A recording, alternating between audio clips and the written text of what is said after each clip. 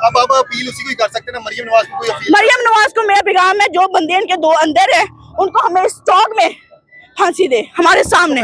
मरियम नवाज को सीसीटीवी को पुलिस वालों को जो सुन रहा है सबको पैगाम है। मरियम नवाज से मेरी अपील यही है, मैं कभी इनके साथ नहीं थी, अगर ये मेरा देंगी मैं पूरी जिंदगी इनके साथ रहूंगी, ठीक है।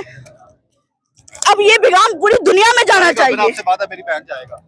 4 बच्चे यतीम मेरे भरा दे, आज बच्चे यतीम हो गई, दसो असी किधर जाइए? नहीं मेरे भाई साहब 2 करोड़ रुपया लिया इन्होंने, 2.5 करोड़ पापा ने मैंने दसिया होया थी, 2.5 करोड़ पापा ने मैंने दसिया है। 3 साल हो गए ने, 3 साल हो गए ने कि तुम इंसाफ दिलावा कि साडे 4 बंदे मारे ने, 2 दे मुंह च गोलियां लगी, गर्दन दे सिर ते गोलियां लगी। आज मेरा मामू इतने फोत हो गए, दूसरा एक मेरा भाई 3 करोड़ खा के नीचे करके आपका उसका 2.5-3 करोड़, दूसरा मेरा भाई लाहौर क्रिटिकल कंडीशन च की कीता इन्हां ने 3 साल हो गए, 3 करोड़ 3 साल हो रहा। ਅਸੀਂ 3 ਦਿਨ ਪਹਿਲਾਂ ਐਸਪੀ ਸਾਹਿਬ ਨੂੰ ਦੱਸਿਆ ਕਿ ਬੰਦੇ ਸਾਡੀ ਰਾਖੀ ਕਰਨ ਦੇ ਨੇ। ਨੌਰਸੀਨ SP Nabeel Khokhar, ASP SP DPO Zafar Sheikh sahib, ਇਹ ਸਾਰੀ ਪੁਲਿਸ ਮੁਲਵਸ ਹੈ ਸਾਡਾ ਘਰ ਉਜਾੜਨ ਦੇ ਵਿੱਚ। तीसरा चौथा मर्डर हो गया साडा। ਅਸੀਂ ਦੱਸੋ ਕਿਹਦੇ ਕੋ ਇਨਸਾਫ ਲਈਏ? ਵਜ਼ੀਰ ਆਲਾ ਤੱਕ, ਆਰਪੀਓ ਤੱਕ, ਇਸਮਾਈਲ ਤੱਕ ਅਸੀਂ ਗਏ ਆ, ਅਸੀਂ ਆਈਜੀ ਤੱਕ ਗਏ ਆ, ਸਾਨੂੰ ਦੱਸੋ ਸਾਨੂੰ ਕੌਣ ਜੇ?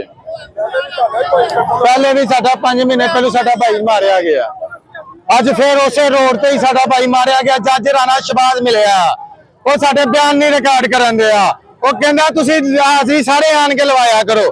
ਅਸੀਂ ਦੱਸੋ ਕੀ ਕਰੀਏ? ਰਾਣਾ ਸ਼ਬਾਜ਼ ਸਿਵਲ ਜੱਜ, ਅਸੀਂ ਉਹਨਾਂ ਅੱਜ ਕਿਹਾ ਸੀ ਇਕੱਠੇ ਨਹੀਂ ਆ ਸਕਦੇ, ਅਸੀਂ ਇਕੱਠੇ ਨਹੀਂ ਆ ਸਕਦੇ, ਸਾਡੀ ਜਾਨ ਨੂੰ ਖਤਰਾ। ਕਹਿੰਦਾ ਮੈਂ ਤੁਹਾਡਾ ਇੰਤਜ਼ਾਰ ਨਹੀਂ ਕਰ ਸਕਦਾ, ਠੀਕ ਹੈ।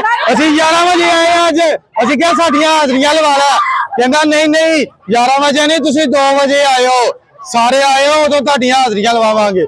ਆ 2 ਵਜੇ ਆਏ ਆ, ਸਾਡਾ ਬੰਦਾ ਮਾਰ ਦਿੱਤਾ ਉਹਨਾਂ ਨੇ। ਇਹ ਸਾਰੀ ਪੁਲਿਸ, ਐਸਪੀ ਡੀਸੀ ਡੀਪੀਓ ਸਾਰੇ ਰਲੇ ਨੇ।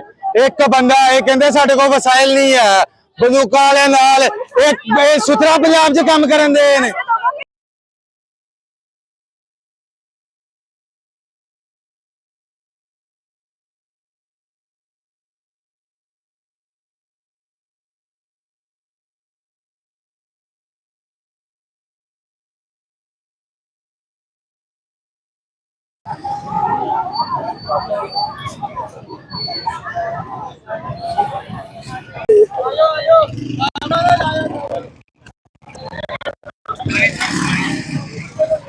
ਮੁਲਜ਼ਮ ਅੱਜ ਫੜੇ ਜਾਂਦੇ, ਉਹਨਾਂ ਨੂੰ ਇਨਸਾਫ ਕੀਤਾ ਜਾਵੇ, ਠੀਕ ਹੈ। ਸਾਨੂੰ ਇਨਸਾਫ ਕੀਤਾ ਜਾਵੇ, ਸਾਡੀਆਂ 3 ਨਾ ਹੱਕ ਮੌਤਾਂ ਹੋਈਆਂ ਨੇ ਸਾਡੀਆਂ, ਠੀਕ ਹੈ।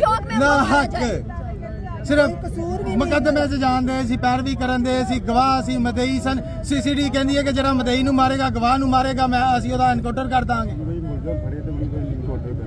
ਠੀਕ ਹੈ। ਅਸੀਂ ਸੀਸੀਡੀ ਨੂੰ ਕਹਿੰਦੇ ਆ, ਵਜ਼ੀਰ ਆਲਾ ਮਰੀਮ ਨਵਾਜ਼ ਸਾਹਿਬਾਂ ਨੂੰ ਕਹਿੰਦੇ ਆ ਕਿ ਉਹਨਾਂ ਨੂੰ ਮੁਲਜ਼ਮਾਂ ਨੂੰ ਫੜਿਆ ਜਾਵੇ, ਉਹਨਾਂ ਦਾ ਐਨਕਾਊਂਟਰ ਕੀਤਾ ਜਾਵੇ।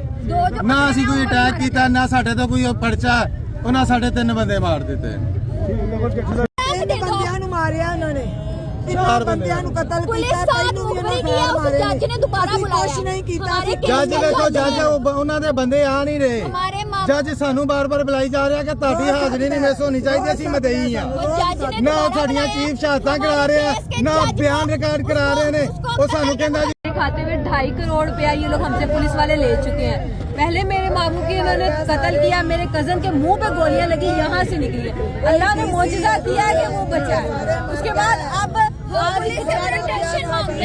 आज कचहरी में पहले बुलाया इन्हें, कचहरी का काम मुकम्मल हो गया, जज मिला हुआ है, 2 बजे दोबारा बुलाया कि आप लोग दोबारा आए, आपकी कुछ कमी पेशी रहती है वो हमने पूरी करनी है। और ये उनकी कमी पेशी रहती है, ये उन्होंने कमी पेशी पूरी की है।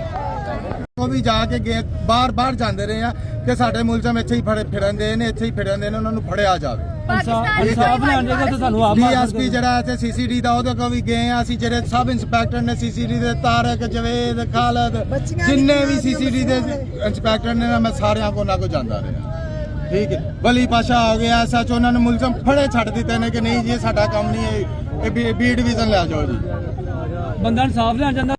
ਅਸੀਂ ਇੱਥੋਂ ਅਸੀਂ ਆਪਣੀ ਡੈਡ ਬੋਡੀ ਚੁੱਕਨੇ ਆ, ਉਹਨਾਂ ਜਿਕਰ ਅਸੀਂ ਡੈਡ ਬੋਡੀ ਅਸੀਂ ਨਹੀਂ ਚੁੱਕਨੇ ਜਿੰਨਾ ਜਿਕਰ ਸਾਡੇ ਬੰਦੇ ਨਹੀਂ। ਉਹਨੂੰ ਗੋਲੀ ਨਹੀਂ ਮਾਰ ਸਕੇ ਅਜੇ ਤੱਕ। ਉਹ ਇਸ਼ਤਿਹਾਰੀ ਨੂੰ ਤਾਂ ਪੁਲਿਸ ਦੂਜਾ ਦਿਨ ਮਾਰ ਦਿੰਦੀ। ਮੁਤਾਲਬਾ ਪੂਰਾ ਹੋਣਾ ਤਾਂ ਇੱਥੋਂ ਚੁੱਕੀ ਜਾਣੀ ਹੈ। ਮਤਾਲਬਾ ਸਾਡਾ ਪੂਰਾ ਹੋਏਗਾ, ਅਸੀਂ ਡੱਡ ਵੱਡੀ ਇੱਥੋਂ ਲੈ ਕੇ ਜਾਵਾਂਗੇ। ਸਾਨੂੰ ਅਸੀਂ ਪਰਚਾ ਵੀ ਨਹੀਂ ਕਿ ਅਸੀਂ ਪਰਚੇ ਕੀ ਕਰਵਾਉਣੇ ਨੇ, 4-4 ਪਰਚੇ ਸਾਡੀ ਅੱਗੇ ਜੇ ਫਿਰਦੇ ਨੇ। ਇਸ ਬੱਚੇ ਨੂੰ ਵੀ ਗੋਲੀਆਂ ਮਾਰੀਆਂ, ਮੈਨੂੰ ਵੀ ਗੋਲੀਆਂ ਮਾਰੀਆਂ ਗਈਆਂ, ਮੇਰੇ ਸੀਨੇ ਤੇ ਫੈਰ ਮਾਰੇ ਗਏ ਨੇ। ਉਹਦੇ ਬਿਆਨ ਜੱਜ ਰਿਕਾਰਡ ਨਹੀਂ ਕਰਨ ਦੇ ਆ। ਡੀਸੀ ਨੇ ਲਾਈਟਾਂ ਬੰਦ ਕਰ ਦਿੱਤੀਆਂ, ਡੀਪੀਓ ਨੂੰ ਜੱਜ ਨੇ ਹਾਈ ਕੋਰਟ ਸੱਦਿਆ ਸੀ ਕਿ ਬੰਦੇ ਫੜੋ, ਡੀਪੀਓ ਨੇ ਬੰਦੇ ਨਹੀਂ ਫੜੇ ਆ। ਚੌਥਾ ਸਾਲ ਡੀਪੀਓ ਨੂੰ ਇੱਥੇ ਆਇਆ ਲੱਗਿਆ ਹੋ ਗਏ ਨੇ। ਥੱਲੜਾ ਅਮਲਾ ਤੇ ਚੇਂਜ ਹੋ ਜਾਂਦਾ, ਡੀਪੀਓ ਤਾਂ ਨਹੀਂ ਚੇਂਜ ਹੋਇਆ। ਸਾਨੂੰ ਪੁਲਿਸ ਕਹਿੰਦੀ ਹੈ ਤੁਸੀਂ ਚੁੱਕੋ, ਅਸੀਂ ਕਰ ਲੈਨੇ ਆ, ਤੁਸੀਂ ਚੁੱਕੋ, ਅਸੀਂ ਕੀ ਚੁੱਕੀਏ? ਕੀ ਕਰਨਾ ਨੇ? 3 ਸਾਲ ਪਹਿਲੂ 3 ਸਾਲਾਂ 'ਚ ਸਾਡੇ 3 ਬੰਦੇ ਲੱਗੇ ਗਏ ਨੇ, ਅਸੀਂ ਦੱਸੋ ਕੀ करिए? ਕੀ ਮਰੀਮ ਨਵਾਜ਼ सवाल ये पैदा होता है कि शेखपुरा पुलिस और सिटी के अंदर इतना बड़ा वाक़या हो जाना और शेखपुरा पुलिस का उसके ऊपर भी उसको लोगों को आवाम को जो है सिक्योरिटी प्रोवाइड ना कर सकना एक बहुत बड़ा सवालिया निशान है। अब देखते हैं कि शेखपुरा की जो सिक्योरिटी इस्टेब्लिशमेंट है वो इस हवाले से क्या इक़दाम उठाती है। और ये जो इशू है इस वक्त बहुत जो है वो हाई पकड़ चुका है और आवाम जो है अब पुलिस की तरफ और CM पंजाब की तरफ देख रही है कि देखते हैं कि इनको इंसाफ मिलता है कि नहीं मिलता। और ये बहुत बड़ा एक वाक़या हुआ है शेखपुरा के अंदर और CCD के लिए बहुत बड़ा चैलेंज बन चुका है।